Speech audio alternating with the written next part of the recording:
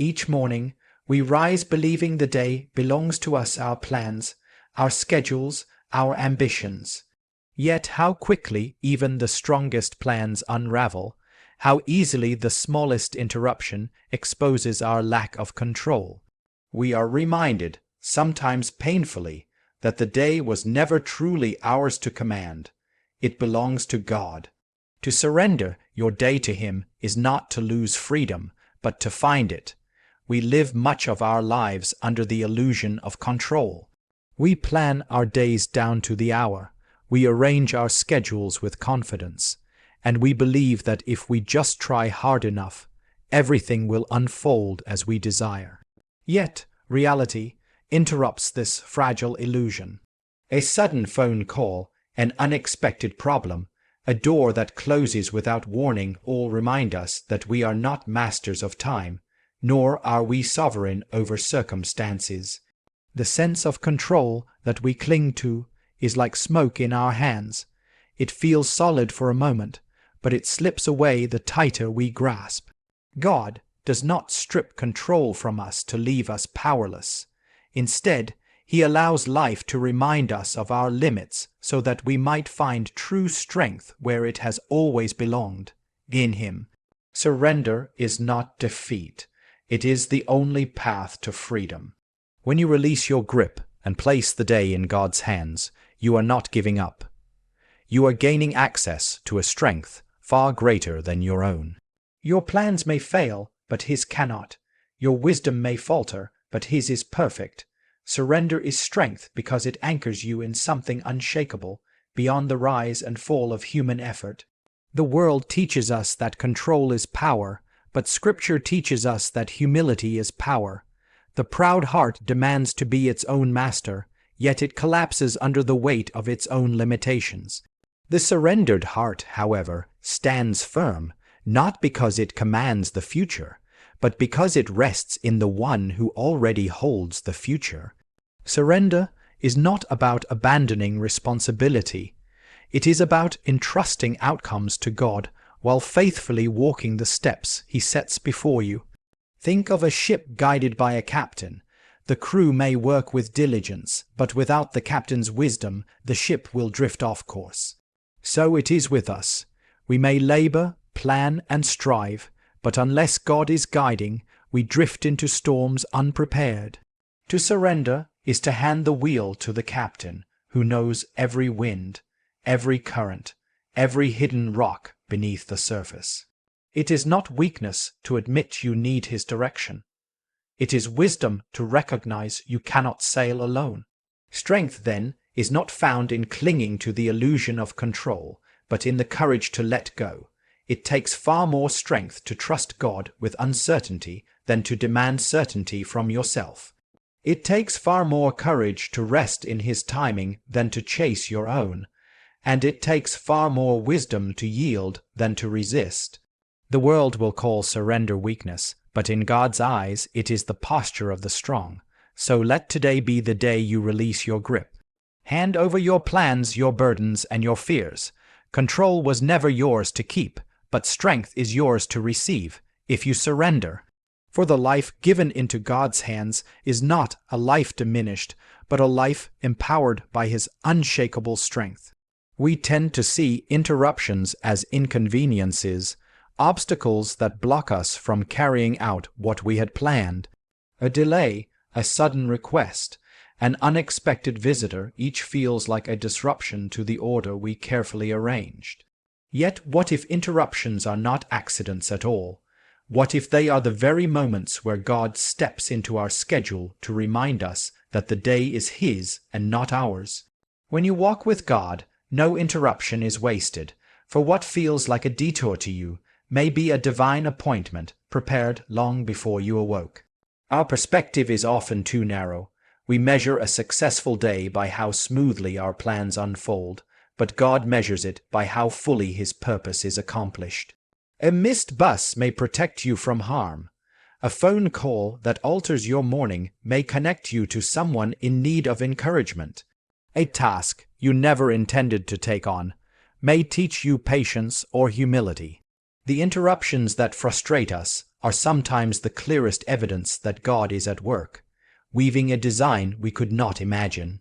Consider how many of Christ's greatest miracles occurred in moments that looked like interruptions. On his way to heal one, he was stopped by another. On his journey to preach, he was delayed by cries for mercy. The disciples may have seen distraction. Jesus saw opportunity. What they considered obstacles, he embraced as divine encounters. So it is with us. When plans shift unexpectedly, God may be offering us the chance to reflect His love in places we never thought to look. This is not to say every interruption is pleasant. Some are heavy, even painful. The loss of a job, the illness of a loved one, the delay of a long, anticipated dream, all feel like cruel disruptions. Yet, even here, God's hand is not absent. In the waiting, He teaches perseverance. In the loss, He deepens compassion. In the redirection, He aligns you with a greater purpose. Though we may not see the full picture in the moment, faith assures us that God wastes nothing, not even interruptions. To recognize interruptions as divine appointments requires humility. It asks you to release your grip on the illusion of perfect order and trust that God's order is higher. It challenges you to see beyond inconvenience and into possibility. Instead of asking, "Why did this happen now?" you begin to ask, "What is God showing me here?" That shift transforms annoyance into attentiveness and frustration into faith. So when the unexpected breaks into your carefully planned day, pause before you complain.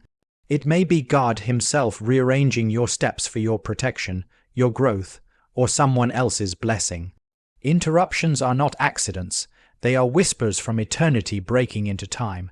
To embrace them is to embrace the truth that your life is not ruled by chance, but guided by divine purpose.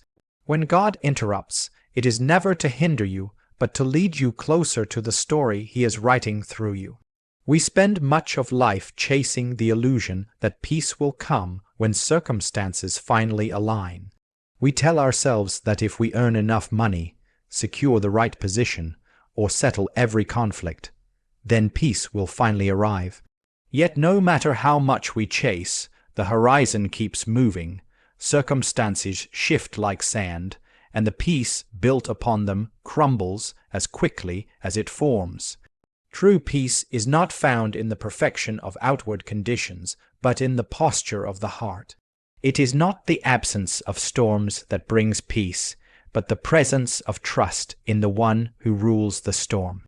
Perfect circumstances do not exist, for life is too unpredictable. Just when one problem fades, another rises. If peace depends on everything going right, then peace will always be fragile, always temporary. But when peace is rooted in trust in God's wisdom, His timing, His goodness, it endures even when the ground shakes. The heart anchored in God is not untouched by trouble, but it is unshaken by it. Trust turns chaos into calm, because trust remembers that nothing comes without passing through His hands first. Trust is not blindness. It does not pretend that pain is pleasant or deny that difficulties exist. Instead, it acknowledges them fully and then looks beyond them to the one who holds them. Trust whispers, "This may hurt, but it is not hopeless. This may feel uncertain, but God is certain. This may be out of my control, but it is never out of His." Such trust transforms the very atmosphere of the soul. Where anxiety once ruled, confidence rises. Where fear once paralyzed, courage awakens. Consider how Christ slept in the boat while the storm raged. The disciples panicked because they looked at the waves. Jesus rested because His eyes were on the Father. His peace was not the product of calm seas, but of perfect trust. In the same way, your peace will never be the product of a flawless life. It will be the fruit of surrender, the quiet strength of knowing that even when everything shakes, God does not. This kind of peace cannot be manufactured by human effort. It is a gift given when the heart yields to God. It comes When you stop demanding that life be flawless and begin trusting that God is faithful, it comes when you release your timetable, your expectations, and your fears, laying them down in prayer and refusing to pick them back up in worry. Trust is the soil in which peace takes root, and without it, the heart remains restless. So stop waiting for the perfect moment to arrive before you allow yourself to rest. Peace is not waiting for you in a future free of problems. It is available to you now, in the middle of imperfection, if you will place your trust in God. Perfect trust, not perfect circumstances, is the key. For when God is your anchor, peace is not fragile, it is unshakable. A day can pass quickly, slipping away in tasks, worries, and distractions, leaving us to wonder if it carried any lasting value. So much of what fills our hours seems small, repetitive, and forgettable. Yet when God is present in a day, no moment is meaningless. A day lived with Him is never wasted, for His presence transforms even the ordinary into something eternal. What the world may call insignificant becomes sacred when it is done with a heart surrendered to God. To live a day with God does not require grand achievements or dramatic events. It requires awareness, an openness to His guidance, a willingness to see Him in every detail. The simple act of kindness toward a stranger, the prayer whispered in weakness, the work done with integrity, the forgiveness offered when it was easier to remain bitter, these are not wasted. In God's eyes, they echo far beyond the moment, carrying a weight that eternity will reveal. Without Him, our days scatter like dust. With Him, they are gathered like treasures. We often measure a successful day by productivity or recognition. Did we finish enough tasks? Did anyone notice our effort? Yet God measures a day differently. He looks not at how much we achieved, but at how much we walked with Him. A quiet day spent in prayer, reflection, or small acts of faith may look empty to the world, but to God it is rich with purpose. Even suffering, when endured with Him, is not wasted. The tears you shed, the burdens you carry, the patience you learn, these too are seeds sown into eternity. Living with God also reshapes how we view interruptions and failures. A day that seems ruined because nothing went according to plan may in fact be the very day God accomplished His deepest work in us. Perhaps He taught us patience in the delay, humility in the failure, or compassion in the hardship. What felt wasted was, in truth, an invisible investment in the soul. No hour is ever lost when it is surrendered to Him, for He weaves even what seems broken into His perfect design. To live a day with God is also to live with peace. When He is at the center, the weight of the day no longer rests solely on your shoulders. You are free to rest, knowing that He is guiding, sustaining, and redeeming every moment. This freedom transforms not only how you live, but how you look back. Instead of regret, you see growth. Instead of emptiness, you see meaning. So never despise the day that feels small, slow, or unseen. If God was in it, it was not wasted. One prayer can move heaven. One act of obedience can change a life. One moment of surrender can shape eternity. A day lived with God is never ordinary, never meaningless, and never lost. It is a day marked by His presence, and that alone makes it of eternal worth.